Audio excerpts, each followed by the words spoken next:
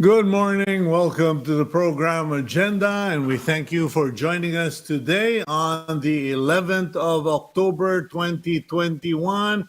It's Monday, and thank you for subscribing to Cignal TV and watching Agenda on channels 8 and 250, as well, of course, on facebook.com/onenewsph and also on YouTube, and you can watch us on the go via Cignal Play app. Today, we are going to have two guests as usual. First, we will be speaking with the spokesperson of the Comelec, James Jimenez, and after that, we will be interviewing someone from the banking industry, if I'm not mistaken, to talk about offshore bank accounts. Okay, kumbaga yung mga naging controversial dito sa Pandora sa box controversy, where information regarding government officials all over the world who were maintaining offshore bank accounts. Alamin natin, let's find out ano ba itong mga offshore bank accounts and what purpose do they serve. But before all of that, let's start our day with our daily starter. And our daily starter is from Isaiah 57, verse 1 to 2. The righteous man perishes and no one lays it to heart. Devout men are taken away while no one understands. For the righteous man is taken away from calamity. He enters into peace. They rest in their beds who walk in their uprightness. Ito po, this is something that I have saved through the years. Not that I have a morbid mind, but many people kind of get stumped. Medyo parang hindi nila masagot yung tanong, bakit namatay ng pagkabata-bata? Bakit kinuha ni Lord? Why did the Lord allow the death of such a young person? And sometimes the Lord, according to Isaiah, allows it not because, it is just a matter of okay, tapos na, my mission accomplished. But sometimes the Lord sees things and does not want this thing to happen to this mababait na tao. Di ba? Sabi nga nila, the good die young.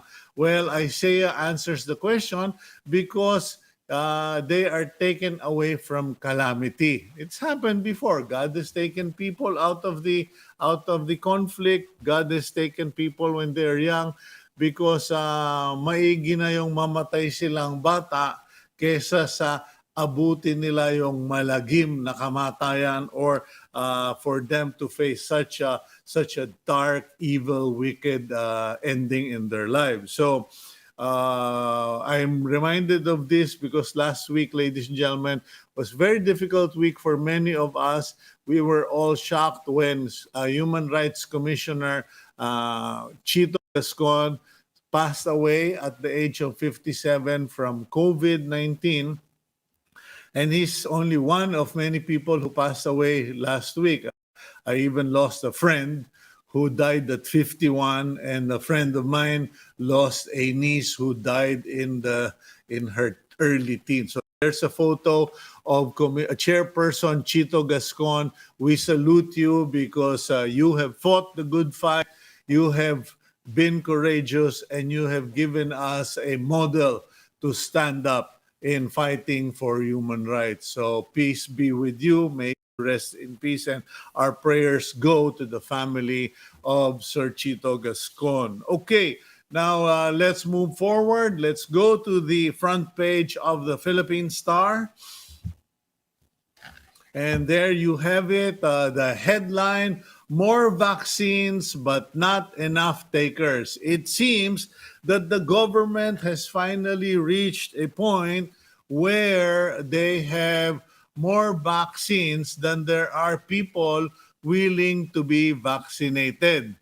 The irony is there is only an estimated 21% of the population that has been vaccinated, or 23 million Filipinos out of 110. Of course, that should vastly improve once we allow the vaccination of children ages 12 to 17. But at the moment, as far as the adults is concerned, representing maybe, 40 million, medyo nakakakalahati pa lang tayo na or a little less of the adult population. So the government, particularly the IATF and the DILG, are calling on officials to find creative ways.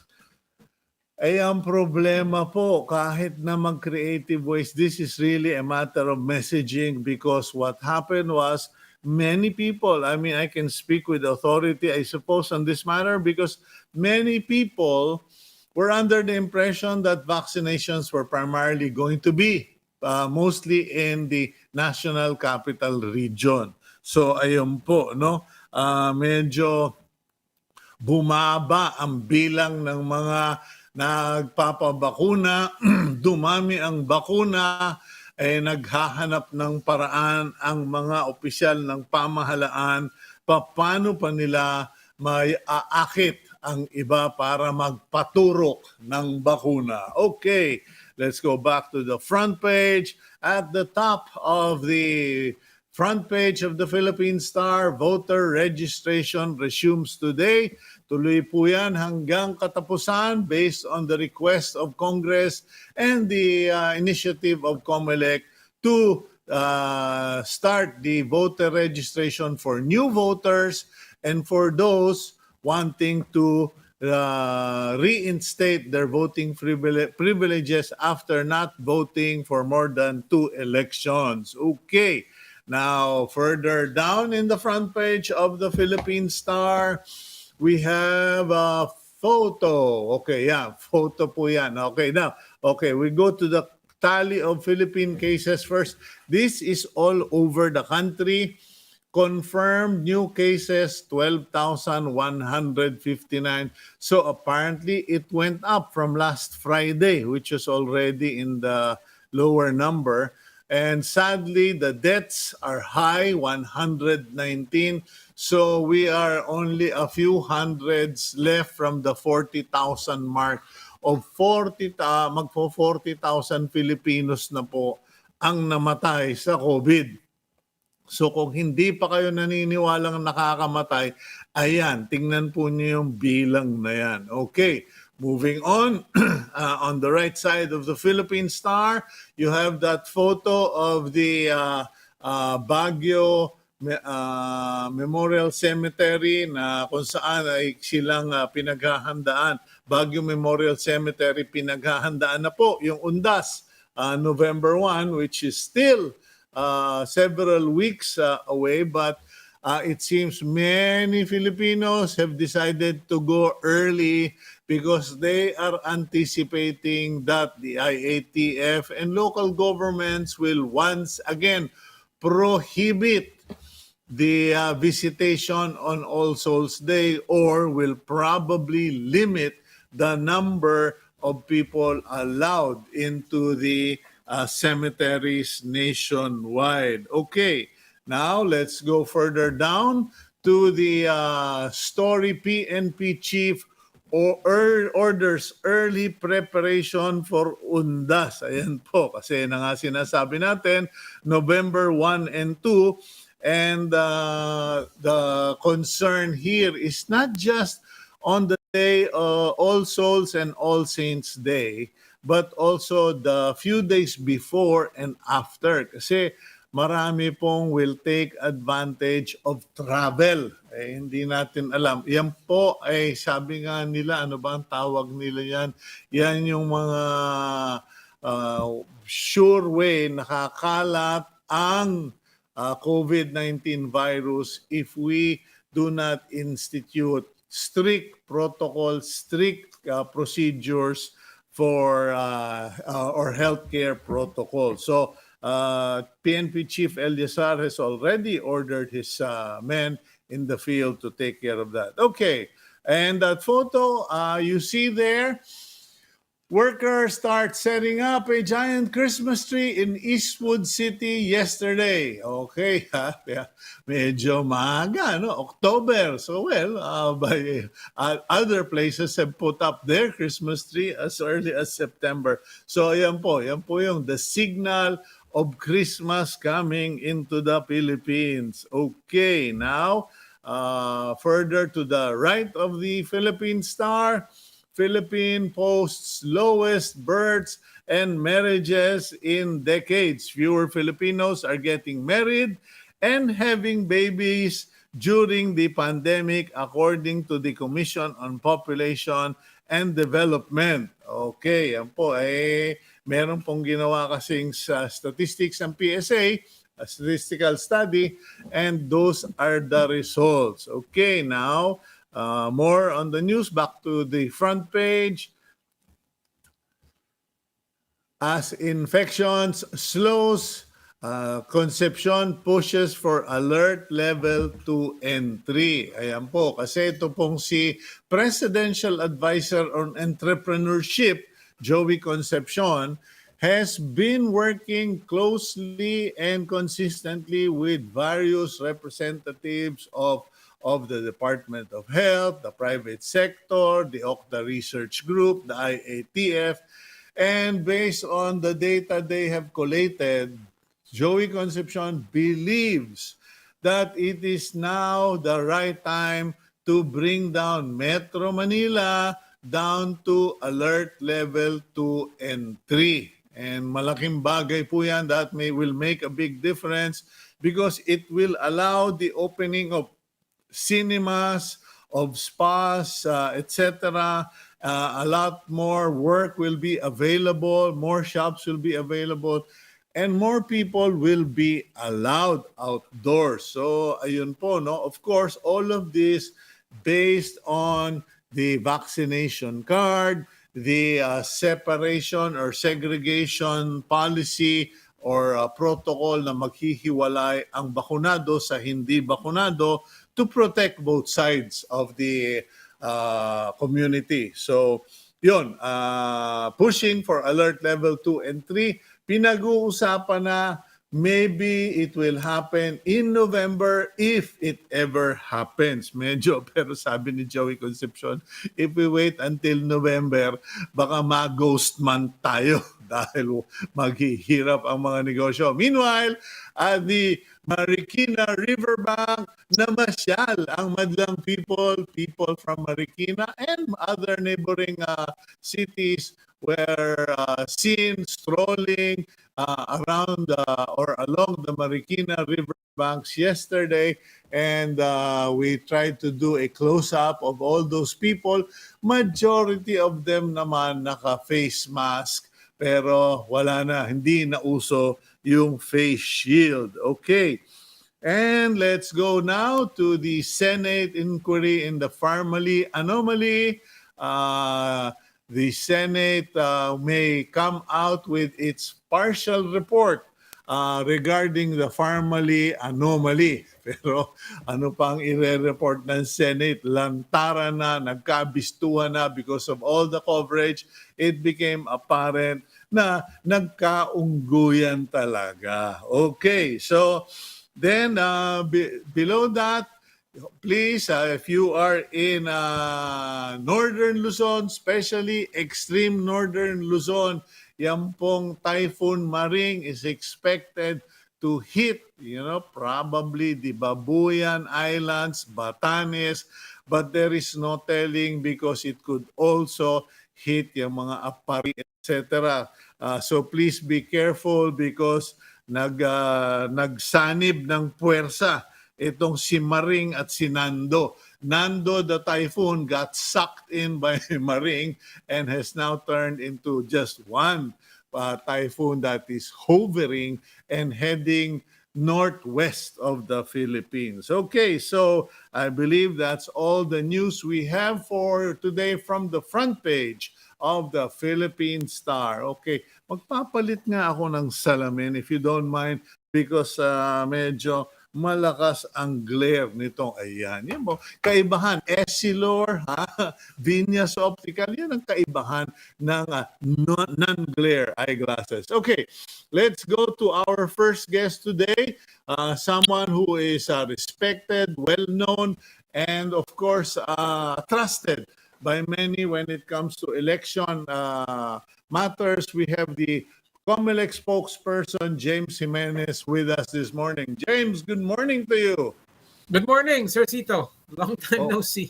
Yeah, pasensya ka na pero medyo ano tayo ni-railroad tayo ng COVID. Anyway, Okay. Yes, sir. no, not me. Medyo thank God we are vaccinated and nagtago kasi ako sa Lipa, but I now have to come back to Manila to be the houseboy and clean my house. Okay. But anyway, going to the Comelec issues. First, how is the voter registration going? Because this is the extension phase, di ba? Right. October 11 to 30. Okay. We're seeing a lot of people lining up na po ngayon, ano? Marami ang bumalik para magparehistro ulit, and we expect that the numbers will continue growing as the days go by. As you said, no, hanggang October 30 lang tayo. We are only until October 30, and after that, wala na tayong nakikitang further extensions. So they're coming in both our offices and in the malls where the registration is ongoing right now. Okay, now I got a message from one of our viewers. He said he was a senior citizen, and sabi na gusto ko sana magpa-register ulit to vote in the presidential election, but ang hirap o ang daming requirements daw ng Comelec. Could you please clarify, because I wasn't sure if he had the right impression, or baka naman, alam mo na, may mga tao dyan na nasasagap yung sabi-sabi. What are the requirements for re-registration or reactivation especially for senior citizens? Actually, we only need one thing. We only need the filled up application form, no? Yung application form po na yan, that's downloadable from the Comelec website, comelec.gov.ph. And all they need to do is fill that up and bring it to the Comelec office. In fact, hindi na nga sila hihingan ng ID kung reactivation ang pakay nila, no? They will just need to show that application form, and then the Comelec office will check kung nasa database sila. And after that, reactivation will proceed as a matter of course. Baka ang sinasabi po ng viewer ninyo ay yung online reactivation. Yun ang medyo complicated. Okay, sandali. First, we have online reactivation. Meron po. We do have online reactivation, Sir Cito. But it's limited and it's a little complicated, no? First, the limitations. Number one, it will only apply if you still have biometrics in our system. Okay? Which means to say, kung wala kang biometrics, kailangan ka pa rin bumalik because you need to give your biometrics to the Comelec office. Kailangan yung photo mo, yung fingerprint mo, exactly, yung signature mo. Dapat buo pa po yan sa amin, no? Okay, how will I know, or well, ako naman, bumoboto ko lagi, James, so I don't have that problem. The benefit of being a civic-minded citizen. But how will I know, or another person know, if their biometrics are still with Comelec? Right. That takes me to the first step of online registration, no? Online reactivation. You need to email the election officer of the office where you are going to reactivate. So kunwari po, kayo ay registered sa Manila District 1. You need to email the election officer of Manila District 1 and inform them that you want to reactivate. Once they know that you want to reactivate, sila na po ang mag-check if you still have biometrics in the system, and they will get back to you with advice. Kung wala kang biometrics sa system, they will get back to you and say, kailangan kang bumalik dito para magpa-reactivate. But if you do have biometrics in the system, then they will start the process of online reactivation, right? They will ask you then to send a copy of your a filled up application form. And then they will walk you through the process. After that, tatawagan po kayo through a video call, either through Zoom, StreamYard, or even a Viber call. No? Tatawagan kayo, whatever is most convenient for the registrant, and then mag-uusap po kayo ng election officer. That will be the most important part of the process of reactivation. But again, the limitation, sir, ulitin ko lang, no? You have to have your biometrics in the system. Second, if you are transferring as well as reactivating, the transfer can only be done if you are transferring within the same city or municipality. So kunwari, Manila to Manila District 1 to Manila District 2, pwede po yun. Pero Manila to Makati, hindi na yan pwede for online reactivation with transfer. So, meron tayong very limited ability to allow online. And it's a little cumbersome right now, no? Kasi may email pa. But we're working to streamline the process. Okay, now, next question. What about people who have relocated? Yung sabi mo nga, just following your your ideas, who move from one city to another city, or from, marami kasi akong kilala, nagtumakas na ng NCR. They left Metro Manila and went back to their provinces and said, dito na lang kami. But their concern is, paano kami boboto? What is the process? Yan naman po ay transfer, no? And it goes the other way also. Maraming taga-probinsya na stuck sa Manila kasi na inabutan na ng lockdown noon, and they sort of like relocated here na. So the basic of transfer is that you go to the Comelec office of the place where you are now going to register, no? So kung na-stuck ka sa probinsya, punta ka sa Comelec office doon, no? And then you tell them na magpaparehistro ka doon as a transferee. What that will do is that will tell the election officer to get your records from your original place of registration and then transfer it to your new place of registration. Sila ang kukuha. Kami na po bahala doon. Automatic na yon for us, no? All you need to do is present proof of your residence doon sa bagong lugar. So kunwari, nakatira ka na ngayon sa Maynila, you have to show a Manila ID. Okay? Now, a lot of people don't have that yet, no? Marami sa mga tao, wala pang bagong ID with a new address. So, ang sinasabi natin, what you can do is, number one, you can bring other proof of residence. Halimbawa, meron ka ng billing sa lugar na yan, you can bring that. Halimbawa, ikaw ay nagrerenta sa lugar na yan, then bring your contract of, your lease contract, right?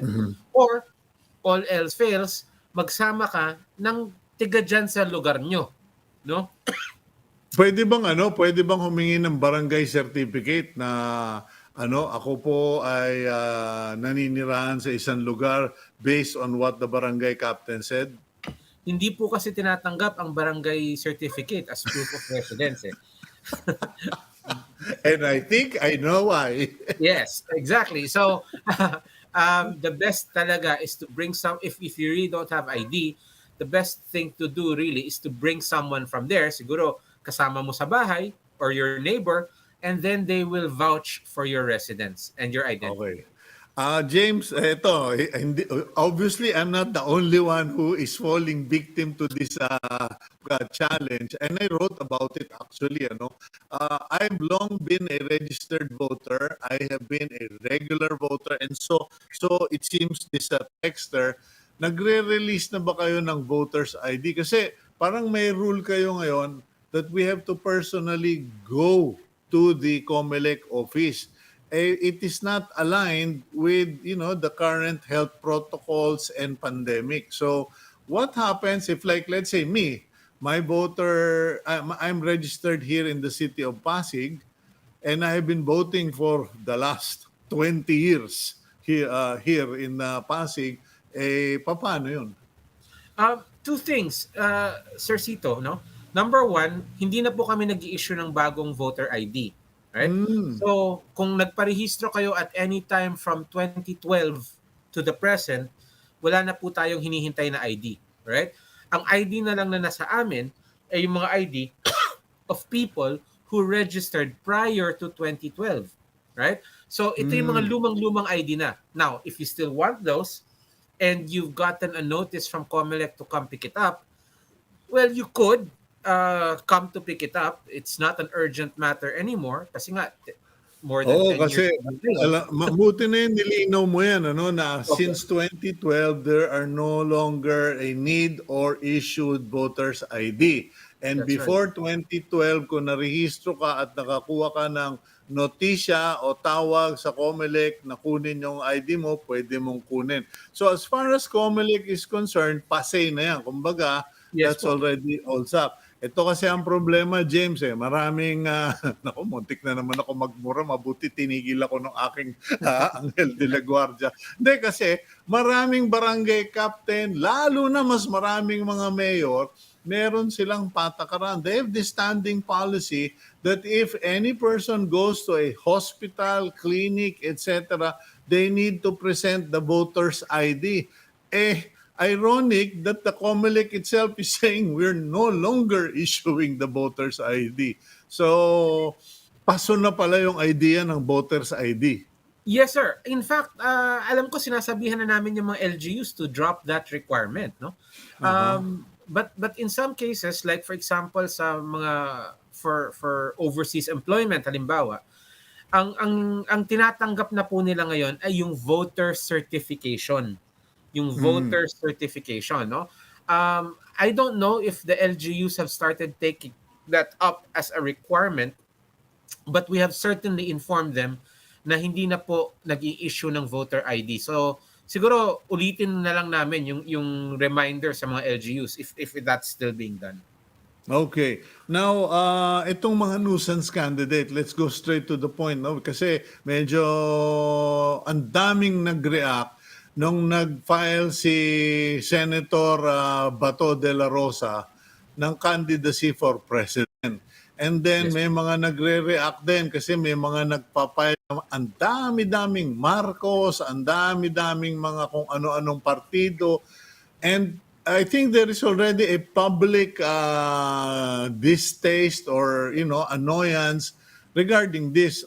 Wala pa bang reforms na ginagawa ang Comelec to really tighten on this? Kasi parang in your face na yung bang strategy, short of calling it, trying to fool the people and the Comelec, this switching, etc., same name, nuisance candidate. What are you guys gonna do about it? Sorry, I mean, you know me, I'm a supporter of the Comelec. I want better election, but talaga na-frustrate din ako. Parang kung ako nasa Comelec, manghahampas ako ng walis. Totoo po yan. In fact, Sir Cito, just so you know, no, we have 97 filers for the position of president. And that's 97. I know, right? I'm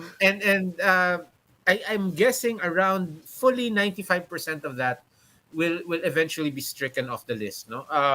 Dahil marami naman po talagang obvious na talagang hindi aabot sa final list of candidates, right? Medyo outlier po ang kaso ni Senator Bato, no?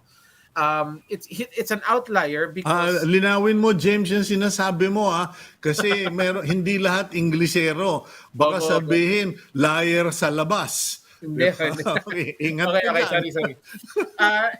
Yung sitwasyon po ni Senator Bato, medyo kakaiba po talaga yan, no?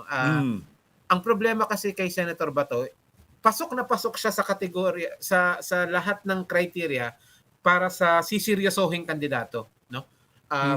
He is an established personality, obviously, but he belongs to a political party. He is in fact a sitting senator and so on, no? Obviously, meron siyang kakayanan magkampanya.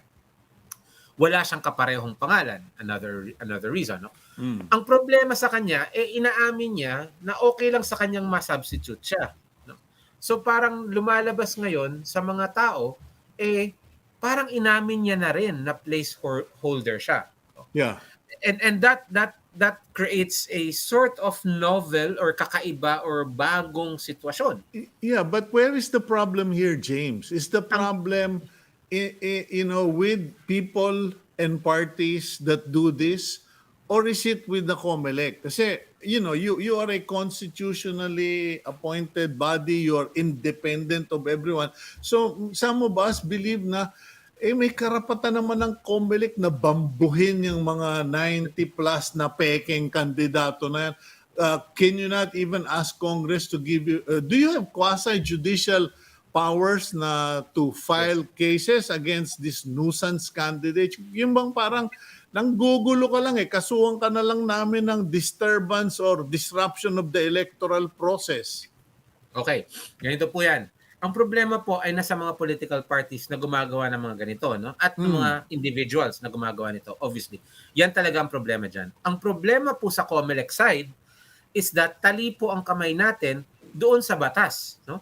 Under the Omnibus Election Code, ang pwede lang natin gawin sa mga mag-file bilang nuisance candidates tanggalin sila sa listahan at wala ng ibang aksyon. No? In other words, wala silang criminal liability.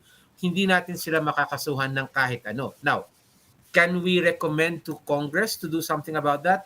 Yes, we can. And we have. No? Ni-recommend na natin dati na one of the recommendations was that mag-require tayo ng bond, no, mag-require ng bond sa pagfa-file ng kandidatura.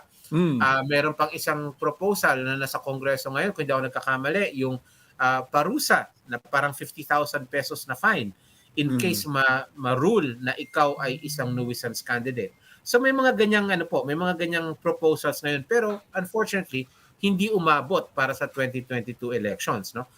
They're worth looking into. I mean, ako personally, I question some of those proposals because they tend to shrink democratic space rather than expand it.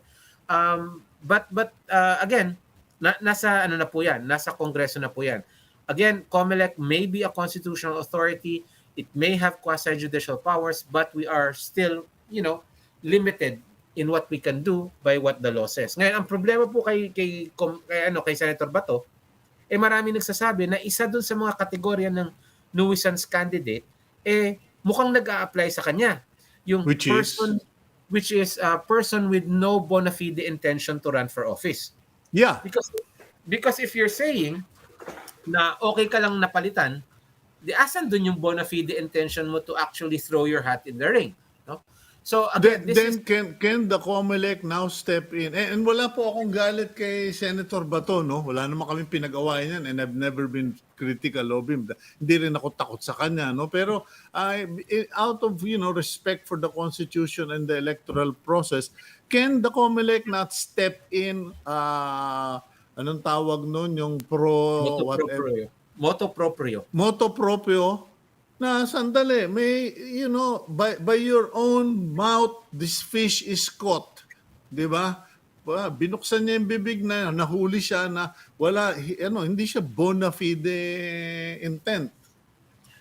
In theory po, pwedeng gawin ng Comelec yan. No? In theory, pwedeng gawin ng Comelec yan. Pero, again, historically, and as a matter of, I think, sound practice, hindi po natin pwedeng pangunahan din yung ating mga personalities, no? Katulad po ng Korte Suprema halimbawa, ang Korte Suprema doesn't always react to a news article. Kahit na sinabi na mismo nung tao, hindi yan bastante for the standards. Yeah, but James, sorry, I don't want to argue with you, no, because we're pressed for time also. But in the case of the Supreme Court, it is established rule that they cannot step in unless there is an actual case, because they decide on the merits of a law based on a case. On the side of the Comelec, this is an electoral concern. This is a Comelec concern where the guy, as you pointed out, and by his own words, it has no bona fide intention. And if that's in the rules, he has violated the rules. Ang problema po kasi, yung no bona fide intention to run for office is a question of fact. Kailangan munang patunayan. So hindi pwedeng mag-take, yung sinasabi natin, parang judicial notice baga. Parang ganyan. No? Comelec cannot take it for granted na totoo yung narinig sa balita. So kailangan patunayan mo na yun. Kumbaga, ano yung sinasabi lagi ng mga Amerikano, he cannot be prosecuted on his own confession or something like that. Parang ganyan. No? Anyway, kailangan po muna, patunayan muna. Okay, time out muna tayo mabilisan na Sorry, sir. James kasi merong isa akong seryosong kinaasaran, kinainisan. Tanungin ko nga kayong mga tiga Comelec. We'll be right back here on Agenda.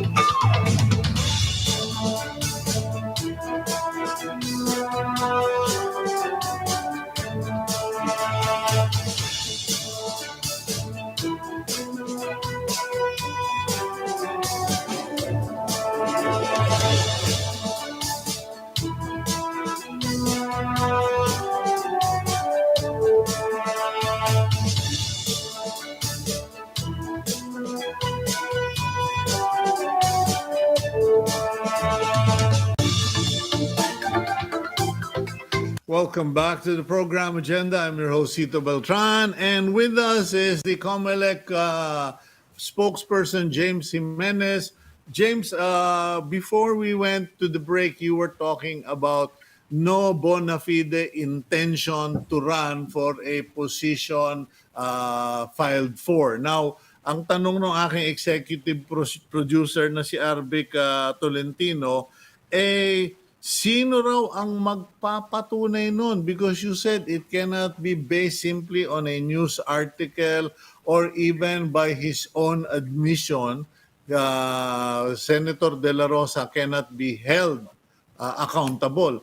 But, we don't want this switcheroo happening all the time, especially done by people kasi parang unfair na may mga idealistic young people na tinanggal nyo as nuisance candidate dahil wala silang political party and wala silang milyon-milyon.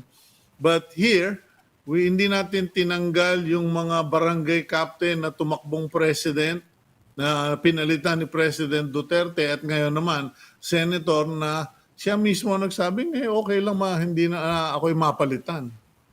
Who proves that?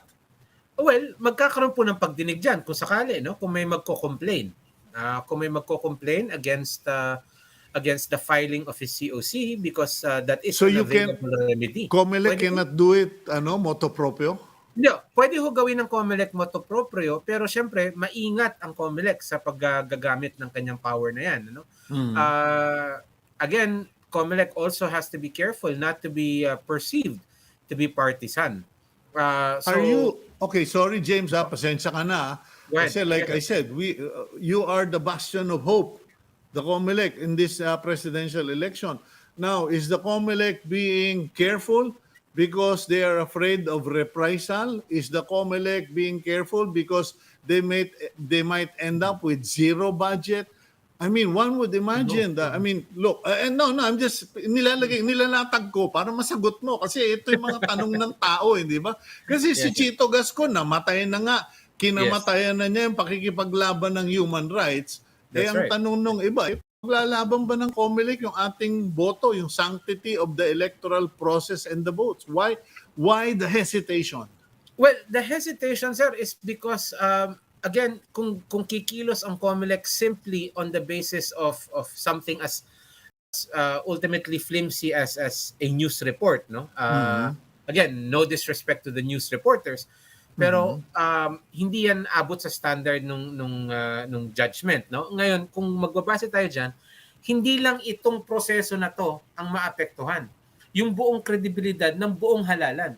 And okay, but what about doesn't really Apo? Yeah, but what about, maawain ako nila Duterte nito Pero hindi kasi process itong pinag-uusapan natin, no? That's right, sir. Their group has history.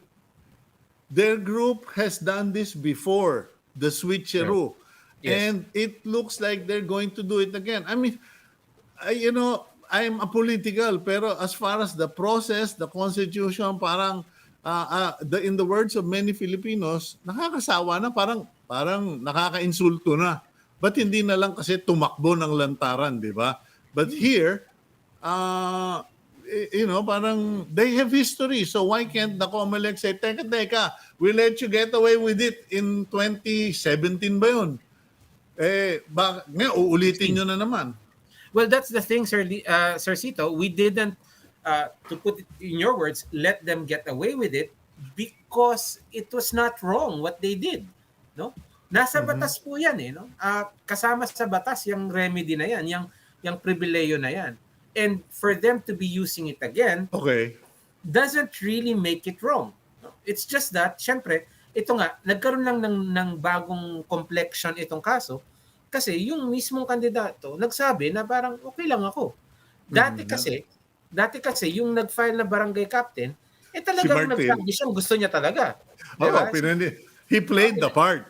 He did play the part. No? Ngayon, medyo parang gaganyan-ganyan yung pag-project niya eh. No? So, kaya ngayon nagiging issue ito. But ultimately, wala pong mali sa substitution. At least, that's the Comelec position. There's nothing wrong because it is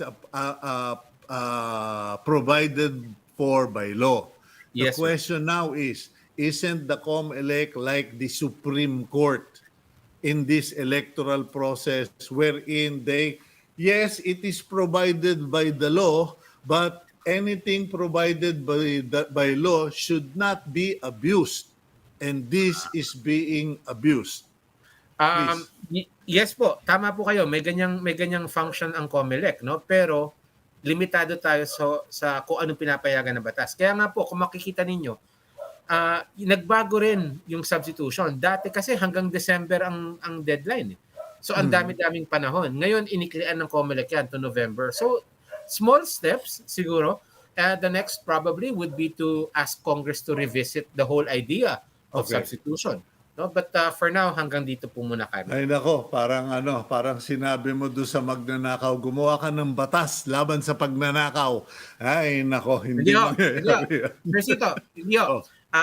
We look at it differently. We challenge the people to put different people in Congress, diba? If the people in Congress now are suffering under that I guess reputation, let's put people in na hindi gagawin yan. Yeah, pero you and me know the truth. We can't afford it kasi naging negosyo na yung pagiging congressman at pagiging senador. Anyway, quick question na lang, James, no? But allow me to go for a quick break and then my last question regarding this electoral process kasi may mga nagtatanong din at pati ako may tatanong. We'll be right back after this break.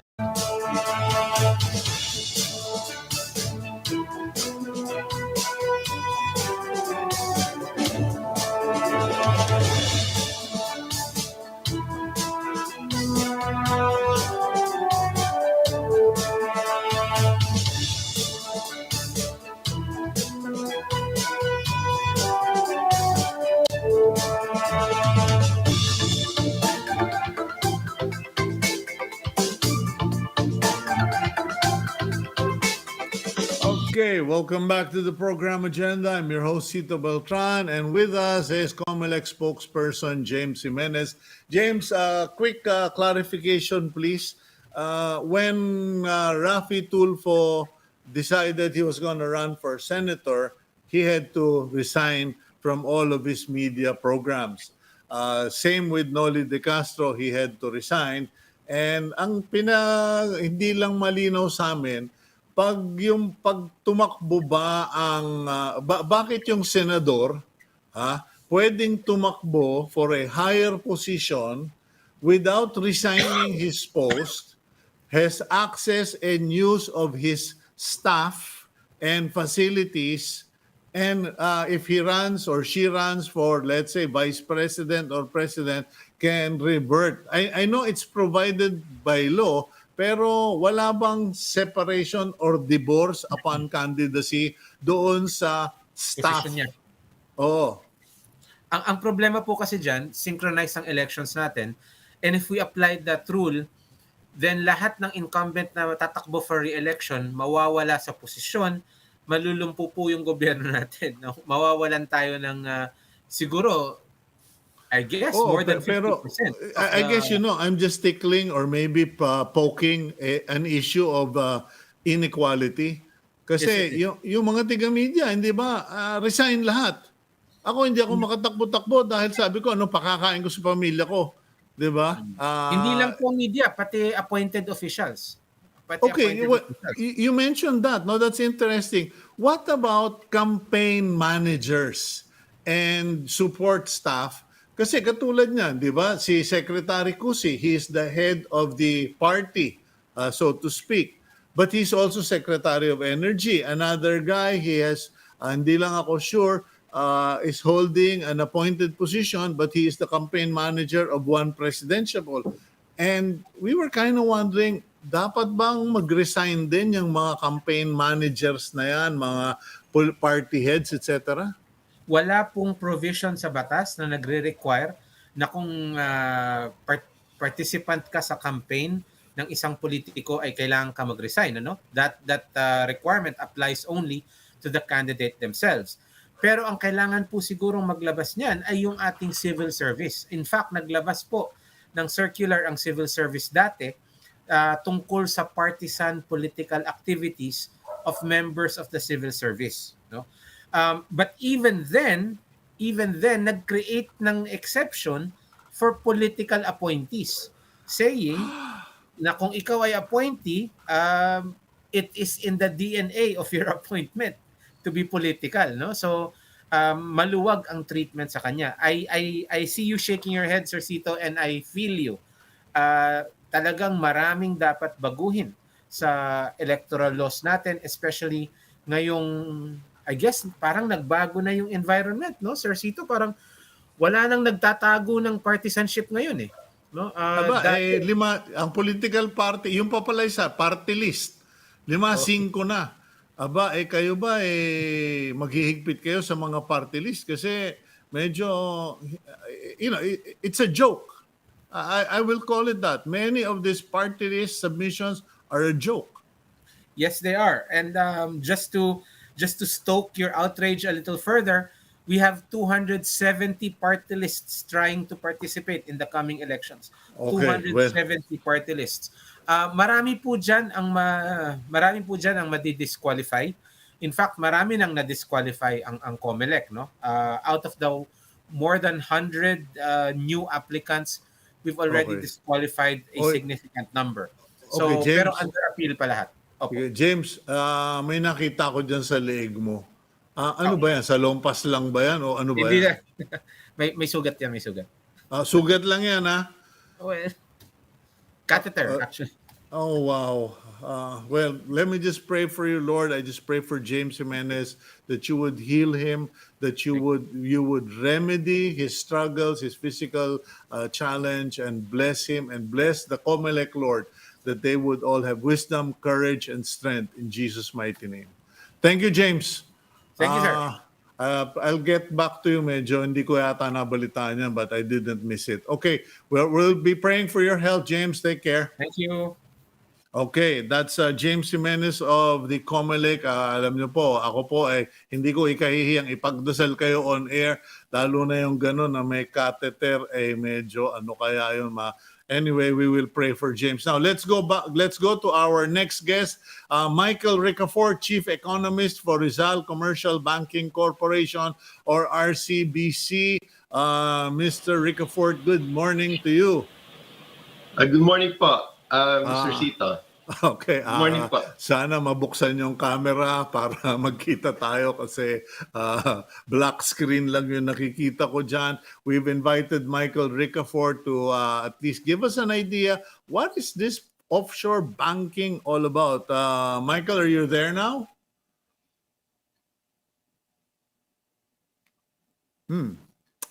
Okay, Arvic, kindly solve that problem. Okay, medyo lumaylay daw. Humina ang kanyang internet signal. So sabi ko naman sa inyo, mag-PLDT fiber optic. Wag na itong mga Wi-Fi router raw. Kami cable, direct to the computer. Yun, Michael. Good Sorry, morning. I have to apologize, Michael. Medyo naubos yung ating oras dun sa Comelec. But please, quickly, can you explain to us, ano ba itong mga offshore accounts and what purpose do they serve? Kasi naging global issue yan eh. Ang daming mga government officials worldwide na napahiya, napag-inita, na iskandalo simply because it was discovered they had offshore accounts. Good morning po, Mr. Cito and your viewers. So, sa ekonomiya po kasi, typically, yung ano po kasi, yung mga, normally, hinihedge po kasi yan from an investment perspective. Hinihedge po yung mga, alam yung wealth ng mga tao, ng mga negosyo. As a matter of prudence, it's like spreading the wealth, not necessarily, not putting them in one basket. Well, that's part of hedging, no? Lalo na sa maraming bansa din, lalo na yung mga ultra-rich or ultra-wealthy, kahit naman hindi masyado, kailangan ganun yun na minsan hindi lang di sa isang bansa. Ikinakalat yung kanilang salapi yaman. It is not necessarily hidden or illegal wealth. Opo. Kumbaga ano naman po yun, yung mga legitimate na negosyo, na income sources, lalo na yung mga medyo, well-to-do, yung very wealthy, they do that. Siyempre, kahit yung mga institutions meron din kasing patakaran yan, may criteria. Like, parang from a risk management perspective, lalo na kung minamanage yan, mga funds din, no? Tinitingnan din nila yung credit ratings ng bansa. Kasi bago sila maglagay ng pera, kailangan mataas din yung credit ratings para mas marami yung mailagay nila. So commensurate minsan sa credit rating as a matter of prudence. Minsan polisiya po yan eh. Lalo na kung minamanage mga pondo ng mga retiree, pondo ng mga tao, mga public servants, mga retirement fund nila, or mga, yung iba naman, plain mga wealth management fund. So kasama din po yun. Kasama yun sa mga... What about the impression, Michael, that offshore accounts is actually a cover or a tool to avoid tax? Maaring, po kasi yan Mr. Cito. Kasi alam naman natin, pag mas mayaman yung tao, mas maraming pera, mas subjected sila sa mas mataas na tax. So, minsan naman, meron naman parameters din yung batas doon, either locally or internationally. In fact, yung ibang bansa, ginagamit po nila na, minsan yung iba ginagawa practically zero tax. For instance, Singapore. Talagang they really attract the wealthiest people from around the world, no? Kasi minimal yung taxes doon. Kaya may mga ibang billionaires na at some point doon din tumira para ma-enjoy nila yung benefits. Pero syempre, depende pa rin sa patakaran ng home country sila kung paano nila iti-take yun, no? Meron din naman silang kumbaga, yung may guidelines, no? Kung ano yung allowed, no? Kung ano yung stated doon sa batas. Pero consideration din po yun kasi yun din naman po yung objective ng ibang mga bansa na for them to attract more investments, more capital, para mag-invest din sila doon and mag-create din sila ng mas maraming trabaho. Nakita naman natin yon sa example, sa case sa Singapore, mas maraming capital yun nandoon, mas maraming negosyo nandoon, lalo na yung mga multinational or global companies. Kasi kasama din po yun sa strategiya ng mga bansa na yon na to make it para makatipid din yung mga malalaking negosyo. And at the same time, win-win din, makakatipid din sila sa kumbaga yung overall expenses din nila na nababawasan kasama po sa global strategy. Lalo na po ngayon, pandemya, na kailangan mas competitive po sila. Yeah, but Michael, how big a fund, magkanong pera ang pinag-uusapan natin para tanggapin ka ng isang offshore bank or offshore financial house na makapagtago ka o makapaglagay ka ng pera? Kasi, di ba, in the past, or at least in the past, sinasabi, pag meron kang offshore bank account, either kidnapper ka, drug smuggler ka, o kaya dictator ka na nagtatago ng pera. Pero mukhang nag-iba na yan because when I studied the Pandora's account, most of them were actually legitimate individuals or companies who had actually declared their funds. But how much money are we talking about here? Depende po yan sa bangko Mr. Cito, no? Pero syempre, pang ano po talaga yun. Yung considered na higher income brackets po talaga yung kinikater nila. Pero ngayon, dahil sa competition din, maaring itong mga global or multinational banks, medyo binaba na rin po nila yung minimum. Kumbaga, mga magkano? well, 100 million, 50 million. Yan ba millions of dollars or whatever? Ngayon po kasi dahil sa competition, mga a few million dollars, ayun po yung minsan nga, yung, ngayon kasi, yung mga, alimbawa, na-liberalize na rin po kasi yung pag-invest ng mga residents abroad, no? Ultimo yung pagbili ng dollars, medyo in recent years, inallow na rin po makapag-invest yung mga residente abroad. Kasama po yung sa liberalization, sa development po ng market natin. At saka yung rules po kasi sa banking industry, kasama rin po yun, hinarmonize din po with the rest of ASEAN and Asia. Kasi kasama po yun, meron po tinatawag na ASEAN Banking Integration Framework. So, mas lalo pong na-liberalize po yun. Kahit sabihin nating a few hundreds of thousand. Yeah, so it's more a safety strategy to spread your, kumbaga, do not put all of your money in one basket or do not put all of your eggs in one basket. Ikalat para kung, kunyari, magka-indulto dito, may nakatago ka pa o nakatabi ka pa sa iba. And it is not all Cayman Islands or whatever. Pati pala Singapore ay established offshore facility na rin. Opo, ganun po yung attraction ng mga, kumbaga, ngayon mas marami na pong option. Unlike, at saka ngayon, mas mahigpit na rin po yung mga patakaran. Tinitignan po yan kasi may trigger amounts po yan Kahit nga bawa kung more than 500,000 pesos, may tinitignan na mahigpit po kasi yung batas worldwide. No? So, sakop tayo, yung AMLA natin, nakakabit dun sa network for against money laundering. So kahit na maglagay ka ng offshore account, magkakaalaman kung may illegal or questionable transaction. Opo, lalo na po kung dumaan po yan sa banking system. Talagang isa-isa pong yan. Namomonitor po yan, buong mundo. Hindi lang po sa Pilipinas. Kung mas na po ngayon, mas regulated na po. Kaya ganun po yung at the same time kasi syempre yung mga investor naghahanap din po ng opportunities kung saan mas maganda yung return. Halimbawa yung mga technology shares ganon na nasa ibang bansa kasi ganyan po yung objective hindi lang kumbaga mapa sa individual, mapa sa mga retirement fund, mga pension fund, kahit yung mga wealth management fund. Naghahanap din po kasi ng ngayon globalized community na po tayo. May mga region, may mga bansa na mas mataas yung interest rates. So hindi lang pagtatago. Meron din kasing maganda ang interest rate, safe pa dahil sa kanilang ranking. So hindi lang pala mga opisyal na nagtatago ng pera o mga businessman, pati yung mga nag-aasikaso or wealth fund managers.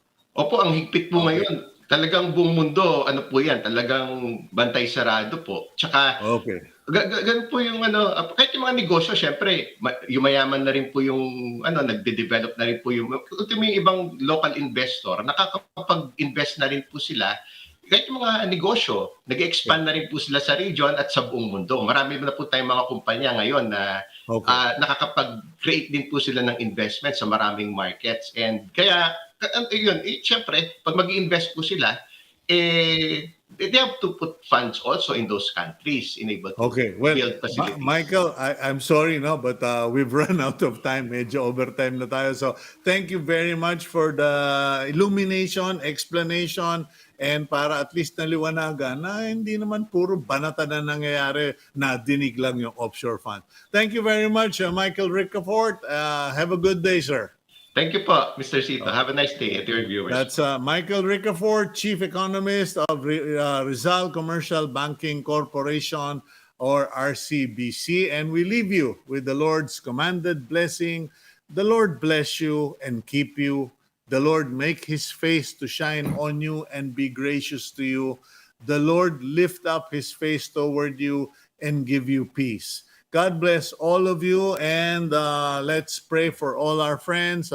Please include James Jimenez and yung mga ibang kaibigan natin na may karamdaman o may kumbaga undergoing treatment or whatever. Please pray for them, and also pray for us din. Sana lakas pa namin ang programang Agenda. God bless all of you. Have a great day. Keep it here on Agenda, and especially on One News PH.